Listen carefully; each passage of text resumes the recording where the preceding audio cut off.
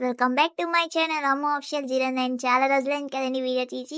చాలా long time అయిపోయింది videos తీయడానికి అయితే అవుతలేదు. ముఖ్యంగా అందరికీ హ్యాపీ వినాయక చవితి అండి. మీరైతే ఎలా చేసుకున్నారో కామెంట్ చేయండి. మేమైతే ఇలా సింపుల్గా చేసుకున్నాం అనమాట. ఫస్ట్ టైం మా ఇంట్లో చేసుకుంటున్నాం పెళ్ళయ్యాక. అంటే లాస్ట్ ఇయర్ మా చిన్నడు పుట్టేశాడు, కానీ అంటే 21 రోజులు అయ్యిందని పూజ అయితే చేయలేదన్నమాట. సో ఈ సంవత్సరం చేసుకుందాం అనుకున్నాం, చేసాము. అండ్ చాలా చేసుకున్నాం అనమాట. చాలా చాలా మంచిగా అనిపించింది. చాలా హ్యాపీగా. ఉన్నంతలో చేసుకోవాలి కదండీ! ఎంతో హడావిడి చేయకుండా సింపుల్‌గా అయితే చేసుకున్నాము. అండ్ చాలా వీడియోస్ తీద్దాం అనుకుంటున్నాం కదండీ! తీద్దాం అనుకుంటున్నాం గానీ, ఒక్క వీడియో తీయడానికి కూడా అవుతలేదు. ఎందుకంటే మా చిన్నోడు పెద్దోడవుతున్నాడు కదా!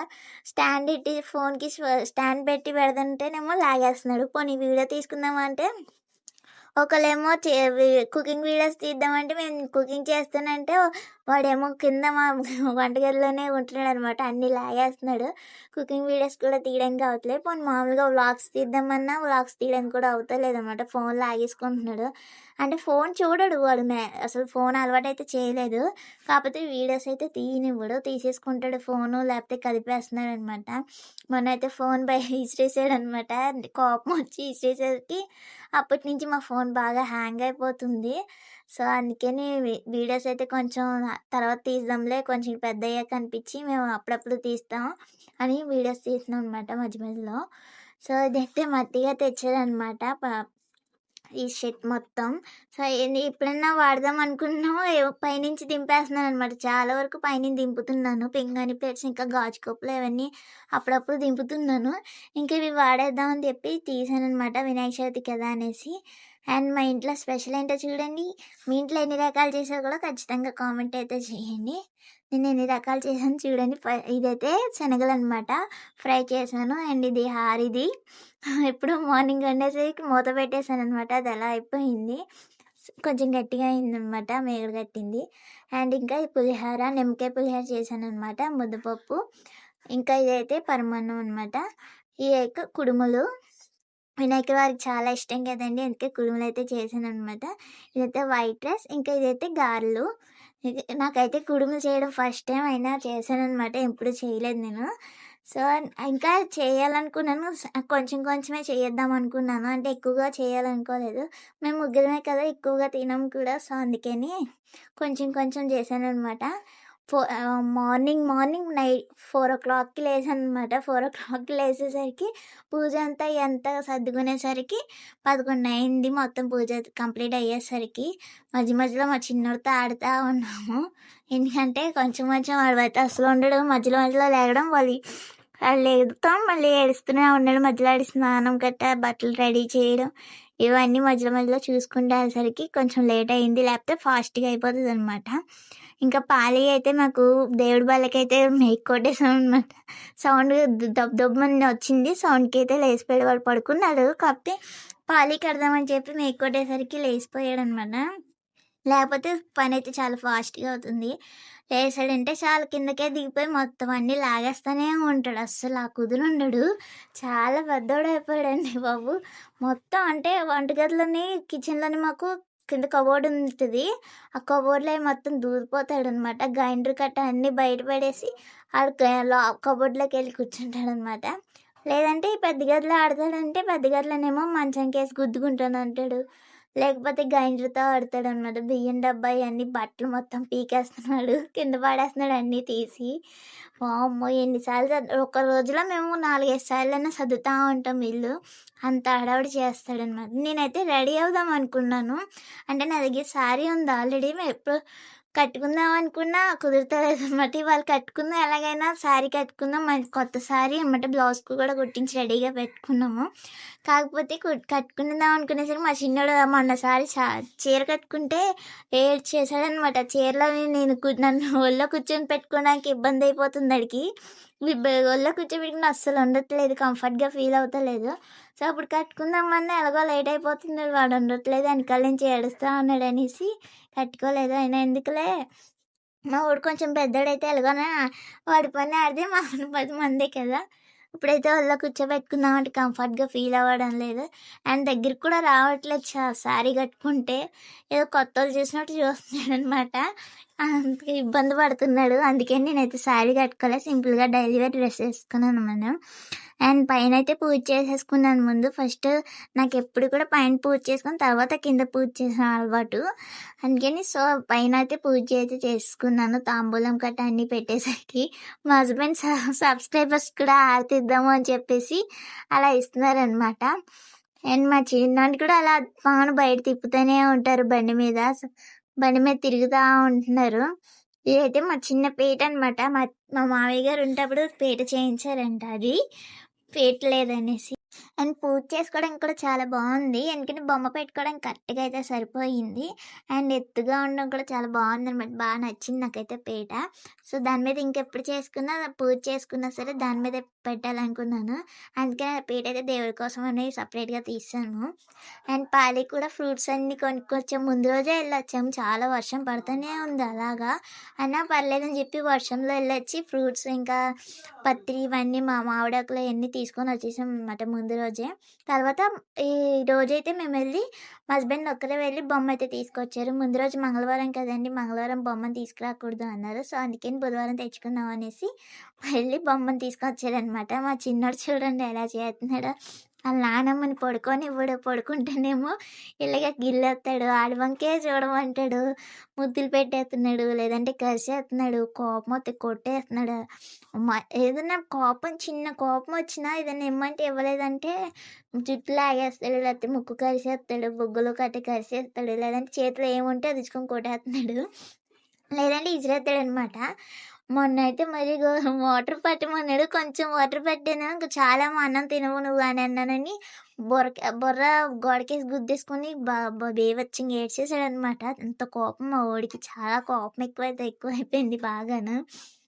నా నుంచి కూడా కాదండి. అన్నీ ఆళ్ళ నాన్న దగ్గరే వచ్చినియి. చాలా కోపమే వాళ్ళ డ్యాడీకి కూడా.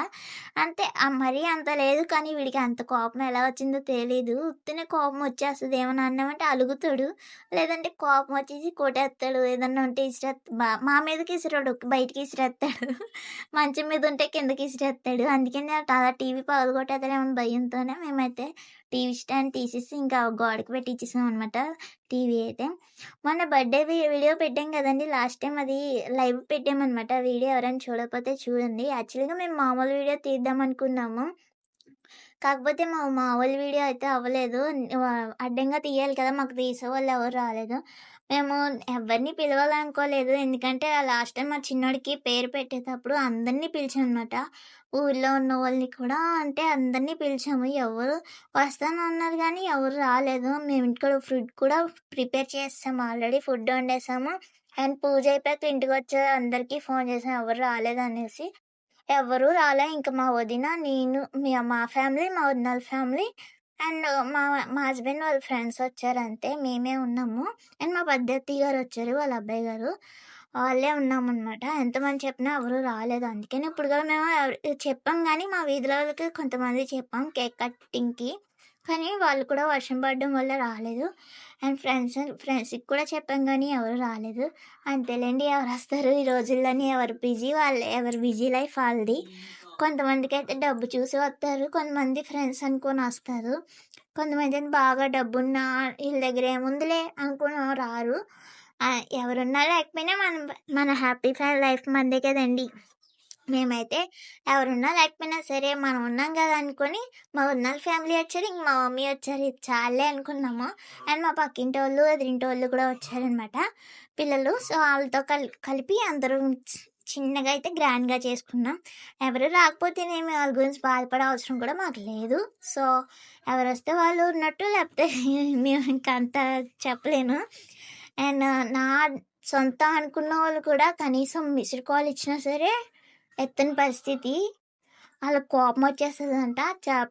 చెప్పాలంటే చాలా మందికి కోపం వస్తదనమాట ఈ వీడియో చూసేసరికి. మా అమ్మమ్మ అయితే మరీ ఘోరమండి.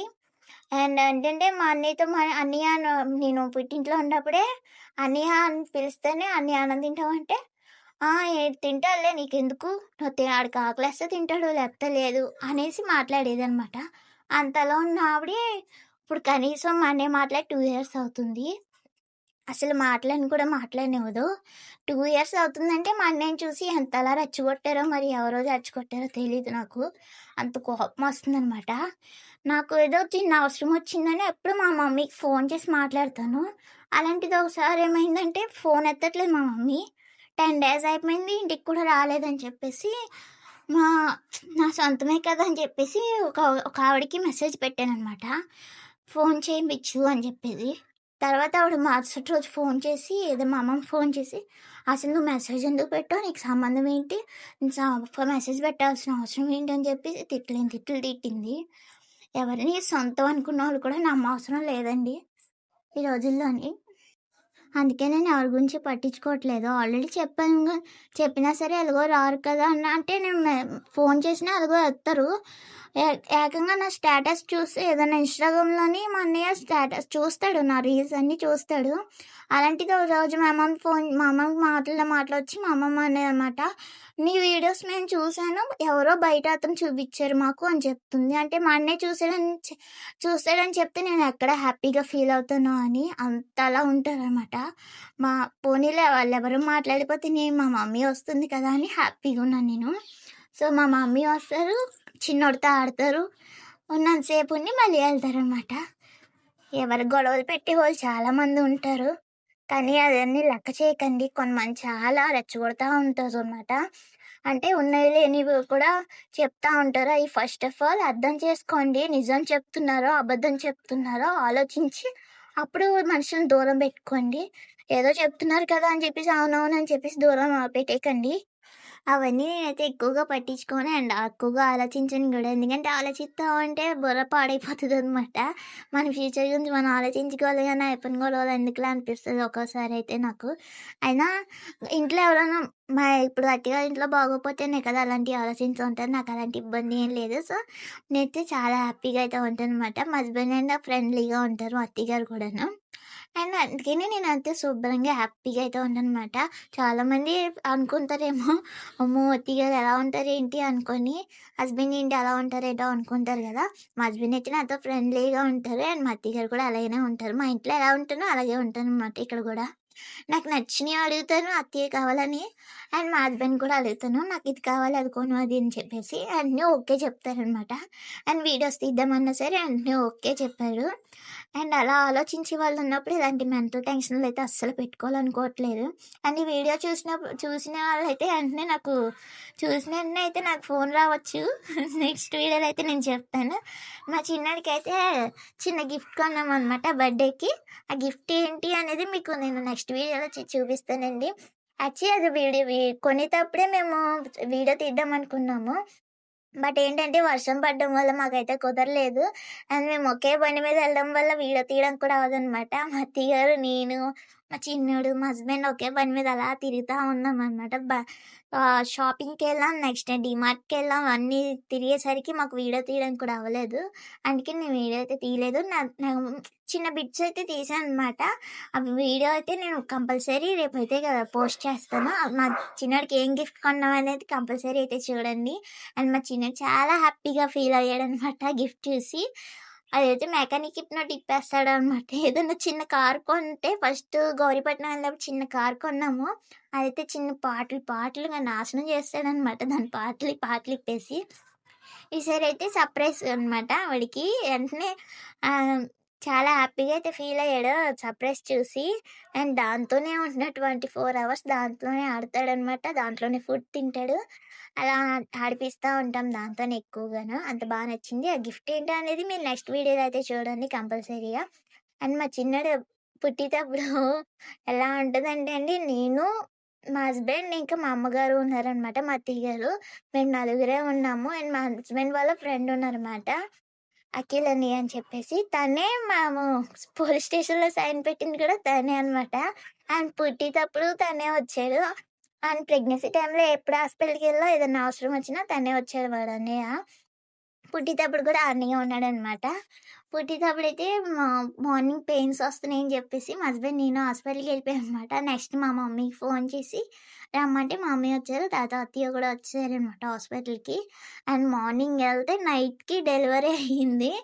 అంటే మార్నింగ్ వెళ్ళాము 10:30 అలా వెళ్ళాం కానీ పెయిన్స్ అయితే రావట్లేదు. లైట్‌గా వస్తున్నాయి గానీ అంత బ్యాక్ పెయిన్ వస్తుందనమాట. చిన్నగా అంతే. నార్మల్‌గానే ఉంది. 3 ఆ టైంకి స్టార్ట్ అయిందనమాట. కాళ్ళు నొప్పులొచ్చేసి ఇంకా బ్యాక్ పెయిన్ వచ్చేసిందనమాట. కాళ్ళు నొప్పులు చాలా విపరీతంగా వచ్చేసాయి. అప్పుడు అత్తయ్య, మా అమ్మగారు అయితే కాళ్ళు నొక్కుతానే ఉన్నారు. అలా బ్యాక్ నొక్కుతానే ఉన్నారనమాట. నడుము నొక్కడం, కాళ్ళు నొక్కడం అలా చేస్తూనే ఉన్నారు అత్తయ్య గారైతే. అమ్మో! ఆ టైంలో నిజంగా చాలా అలాంటోళ్ళు ఉండాలండి బాబు. నిజంగా లేపోతే అస్సలు ఉండలేము. అండ్ ఆ టైంలో డెలివరీ అయితే అందరూ ఉన్నారన్నమాట హాస్పిటల్‌లోని. ఏంటి పాపకి అప్పుడే పెయిన్స్ వచ్చేస్తున్నాయి. మేము నెల రోజులయింది. మేము 10 డేస్ అయింది వచ్చి. ఈ పాప పొద్దున్నే వచ్చింది. అప్పుడే పెయిన్స్ వచ్చేస్తున్నాయి. బ్లీడింగ్ అయిపోతుంది అనేసి అందరూ మా వైపే ఉన్నారన్నమాట. దిష్టి అంతా మా వైపే ఉంది. అండ్ సాయంత్రం 7 అయ్యేసరికి బ్లీడింగ్ అయిపోతుందని చెప్పేసి ఇంకా డాక్టర్స్ వచ్చారు. మా చిన్నోడైతే బయటకొచ్చేసాడు. అబ్బాయి అందరూ హాస్పిటల్‌లో అబ్బాయే పుట్టారు ఆ రోజంతాను. అయినా సరే మా వైపే చూస్తా ఉన్నారు. ఏంటి బాబు పుట్టాడా, బాబు పుట్టాడా అని చెప్పేసి మా దగ్గరికి వచ్చి చూస్తానున్నారు. ఏదో ప్రపంచంలో వింతంటే మా దగ్గరే ఉన్నట్టు అనిపిస్తుంది ఆ రోజైతే ఫీలింగయితే. మార్నింగ్ ఎళ్ళిన కానించి 5 డేస్ హాస్పిటల్‌లో ఉన్నాము. అంటే చిన్నోడికి పచ్చికమళ్ళు ఉన్నాయేమో అని అనుమానం పెట్టారనమాట పెద్ద హాస్పిటల్‌లోని. సో, అనుమానంతోని మాకు అక్కడే ఉంచేశారు. కానీ బయట హాస్పిటల్‌కి మేము ప్రైవేట్ హాస్పిటల్‌కి తీసుకెళ్ళాము. ఫిఫ్త్ డే మాకు రి ఇంటికొచ్చేసాక ప్రైవేట్ హాస్పిటల్‌కి తీసుకెళ్ళమంటే మా చిన్నోడిని తీసుకెళ్తే ఆవిడేమన్నారంటే, "ఎండలో పెట్టండమ్మా సరిపోతుంది. ఏం తగ్గిపోద్ది ఏం లేదు లైట్‌గా ఉందంతే" అన్నారనమాట. సో, ఎండలో 5 డేస్ పెట్టేసరికి తగ్గిపోయింది. అంతా బానే ఉన్నాడు అన్నారు. అప్పుడు ఎండ కూడా తక్కువ ఉందనమాట. మా చిన్నోడికి ఏంటో గాని వర్షం పడతానే ఉంది. మేమసలు ఎందుకు హాస్పిటల్ తీసుకెళ్ళాల్సొచ్చిందంటే నైట్ ఇంటికి తీసుకొచ్చిన ఫిఫ్త్ డే మేము ఇంటికొచ్చాము హాస్పిటల్ నుంచి. తర్వాత ఆ రోజు రాత్రి 1 గంటకి పడుకోలేదు పిల్లోడు. మోషన్స్ అయిపోతూనే ఉన్నాయి. ఎక్కుళ్ళొస్తూనే ఉన్నాయనమాట. ఎక్కుళ్ళొస్తున్నాయి గానీ బ్రెస్ట్ ఫీడింగ్ చేస్తున్నాం గానీ అసలు తగ్గుతలేదు.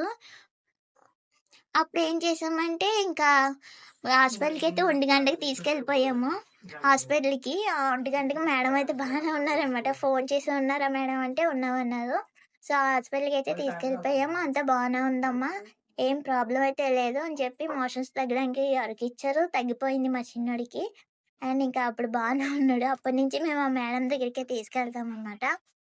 సో మొన్న కూడా మేము ఫస్ట్ నుంచి ఇంకా ఆవిడనే నమ్ముతా ఉంటాము. ఏ ఏ ఫీవర్ వచ్చినా సరే వెంటనే ఫోన్ చేసి మనం కనుక్కుంటాము. ఎందుకంటే ఏదైనా ఎక్కువైతేనే గానీ అప్పుడు గానీ ఎళ్ళం మేము. ఫోన్ చేసి కనుక్కుంటాము.